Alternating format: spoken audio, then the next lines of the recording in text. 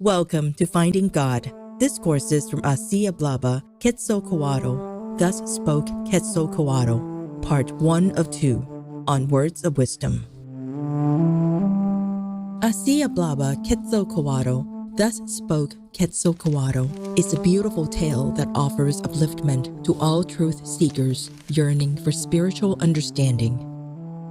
In this book, we follow the travels of the legendary Aztec god Quetzalcoatl, vegetarian, who is the story's enlightened master. In his offering of discourses to earnest seekers, we see that Quetzalcoatl highlights the importance of the inward journey, transcending both time and space.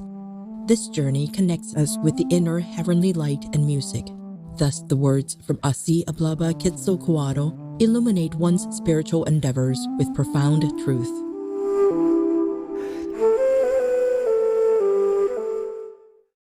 Today, we would like to share excerpts from Así Hablaba Quetzalcóatl, Thus Spoke Quetzalcoatl, where the enlightened master expounds on how we can become closer to God by listening to the language of silence and the inner voice within us.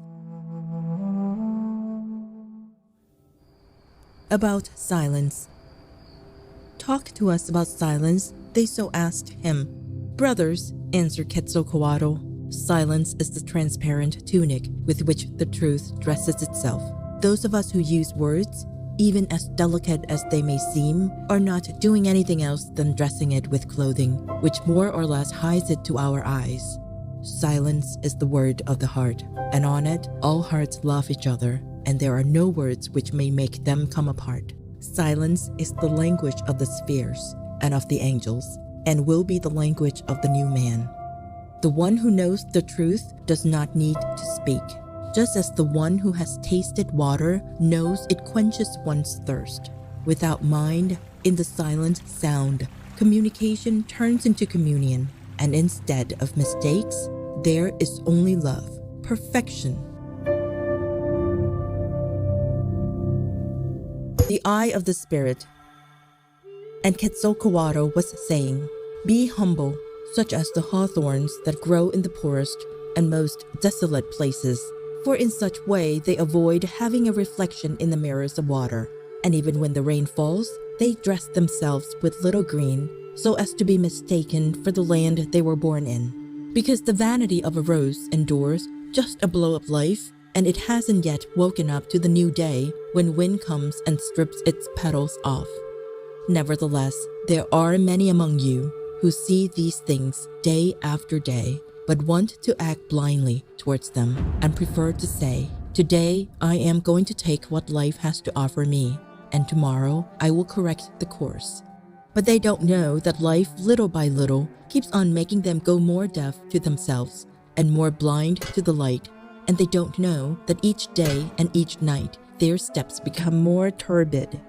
Don't let appearances of the kind which dress up things in order to make them desirable take you. Better let the eye of the spirit take you, because it never deceives and will always tell you what is real. Don't let yourselves be taken by appearances which get into your ears in the form of words, because many are the tongues that, like swords, hurt and are born to hurt. Listen to your inner voice, which is always within you and gives you comfort in the sweating of existence, and which tells you about the most convenient path and not necessarily about the most enjoyable. Listen to it, and you will be able to listen to our mutual Creator God, who dwells within you. And when they come to you, approaching with violence, because your peace and inner calmness may be taken as offense by some of your brothers, receive them with joy and tell them, brothers, we forgive you because you don't know yet what you are doing, nor what we are doing. Days will come in which you also will offer those bodies of yours and life itself for that which your ignorance is taking away from us now. Here is the great mystery. How to listen to our Father who dwells within us, how to see with the eye of the Spirit. Once you part.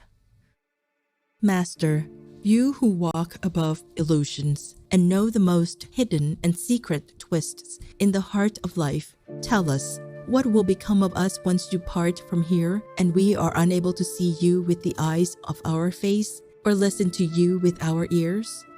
And he, looking at the horizon and then towards the sky, while pointing out to it, said to them, "You must know that as long as you have stars that enliven your nights, I will be with you. And as long as you look at them, you will be looking at me. And whenever you learn to listen to them, you will listen to me. Do you see how the night lies down to rest and how it invites you to meditate? Nights will come in which you will not see my presence anymore. But during those nights, flee from the lies your eyes tell, because I will be closer to you than ever."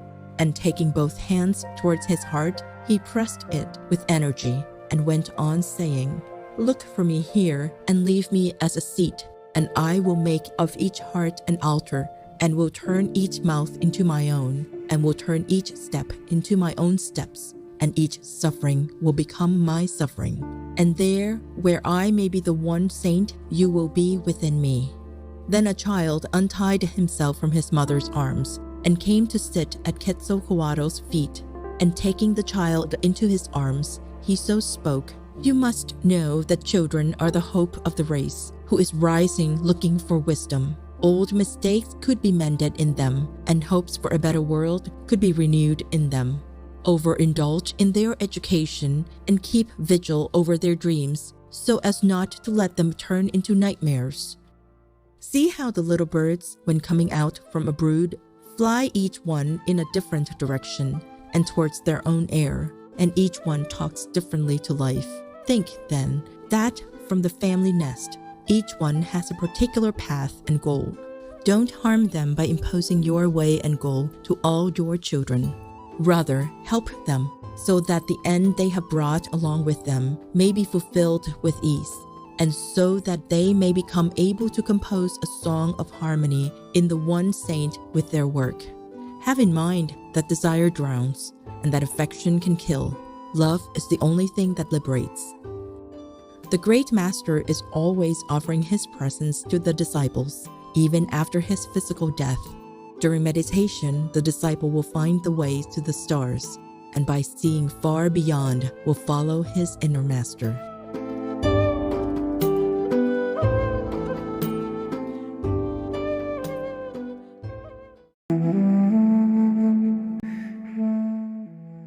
Riches are an evil.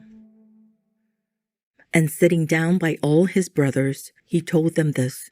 One day a dying father called his sons and said to them, "Sons of mine, the time is approaching when I will be leaving this body to fly with a subtle one, and walk further than your sight could reach.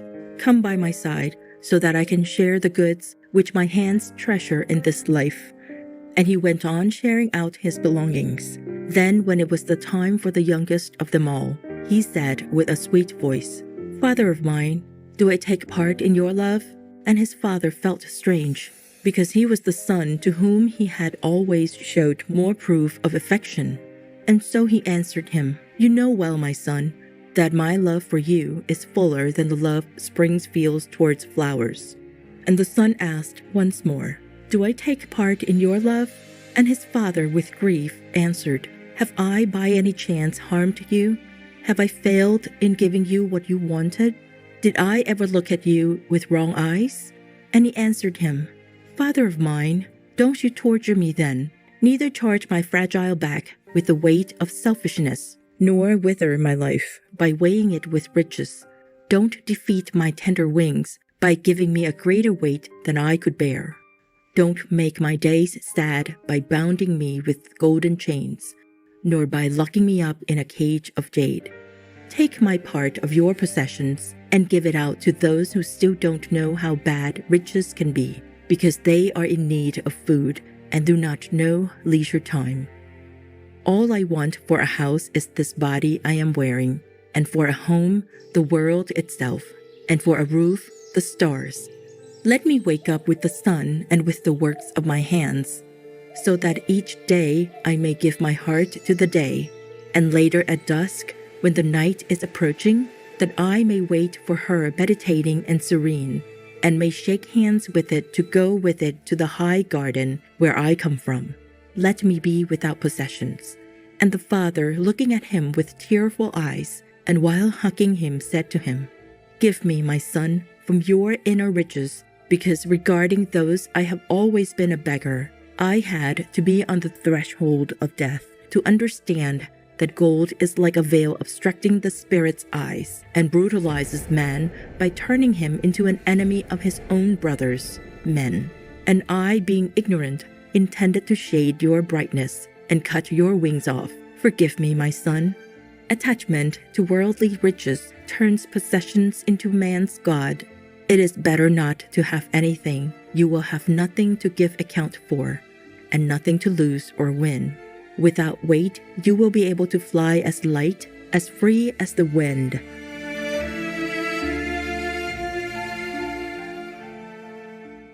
Dressed in white.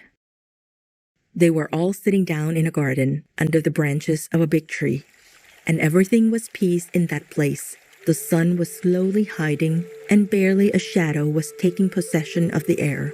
And a child asked him, "Quetzal, talk to us about joy." And he looked at him sweetly, and after that he turned to see each one of those who were there, and with a smooth voice, such as of the breeze ascending from the bed of the river, he was saying, "Someone has said that joy is the fountain of youth. Nevertheless, I tell you, which feeds the root and cleans the leaves and makes it grow up healthy like a tree with good earth. But you must know that joy is not merrymaking, neither laughter nor amusement. Joy goes always dressed in white, and when it shows through the mouth, it does it with a simple smile, which fills the hearts and dilutes all sadness. And when it shows through the eyes, most of the time it leads to tears, but these ones are not of weeping, but of delight. And when it comes through the hands, these ones would wish their fingers become feathers, so they could fly towards the horizon of the dream where we all are one. And if it fills the heart, this one sets itself on fire, like a winged hope and a happy stillness. When Sister Joy approaches you, open your hearts up to her, and she will sit down on them and will reign over your days and also over your nights. And her light will dissipate the obscurity sown by doubt, and with her perfume, she will change the smell of selfishness and vanity. Sing then, brothers, so that joy may always be within every heart, and may talk through every mouth, and may see through all eyes, and may give herself through all hands. Let us ask that she may return to the earth, taken by the hand of love and peace. The cause of all suffering comes from our attitude. Then, be it what it may, do whatever you do with joy. Do it with your conscience. Do it with all your heart. In this way, your daily dress will be a smile.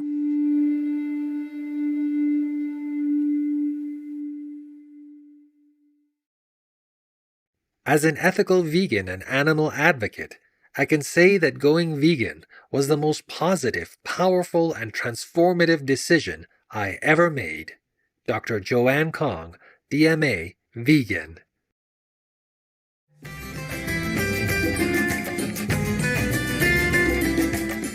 Luminous viewers, it was a delight that you could join us today for Words of Wisdom.